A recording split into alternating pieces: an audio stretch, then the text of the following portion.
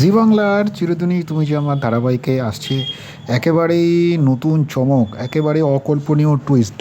সম্প্রতি জি বাংলার চ্যানেলের তরফ থেকে যে নতুন প্রোমো প্রকাশ শেষ আনা হয়েছে তা দেখে কার্যত দর্শকের টনক নড়ে গিয়েছে।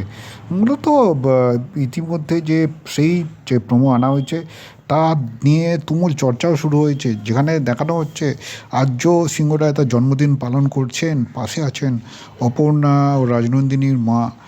কোনো যদিও সেই জন্মদিন আয়োজন একা হাতে সামলেছেন অপু। আর্য কেক কেটে তাকে খাইয়ে দেয় আর বলে এভাবেই যেন সারা জীবন অপর্ণা তার পাশে থাকে। আর্যর কথা শেষ হতে না হতেই একজন পুরোহিত আসেন তাদের বাড়ি, আর সে এসে এক অবাক করা কথা বলে। সে জানায় যে আর্যর প্রথম স্ত্রী তো মারা যায়নি, রাজনন্দিনী বেঁচে আছে।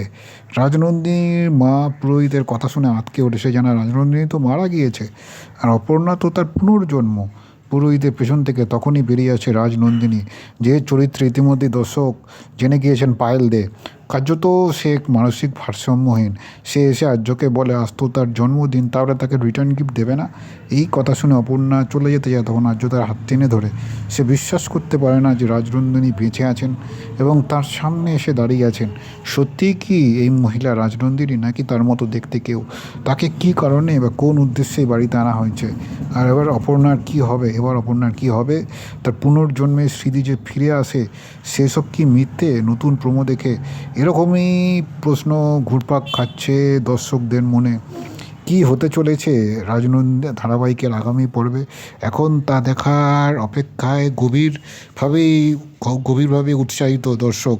মূলত কিছুদিন আগে রাজনন্দিনীর এই চরিত্রে যে পায়েল দেখে দেখা গিয়েছিল, স্বাভাবিকভাবেই দর্শক খুশি হয়েছিলেন। কার্যত আর্য অপর্ণার সম্পর্কে একেবারেই এন্ট্রি নিলেন পায়েল দে, একথা বলাই যায়। এই এখন জানার আগামী দিনে ইনি কি সত্যি রাজনন্দিনী, নাকি রাজনন্দিনীর রূপে অন্য কেউ? আর পায়েল দে এন্ট্রি নেওয়ার পরেই স্বাভাবিকভাবে দর্শকের উত্তেজনার পারদও কয়েক গুণ বেড়ে গিয়েছে চিরদিনই তুমি যে আমার ধারাবাহিককে কেন্দ্র করে।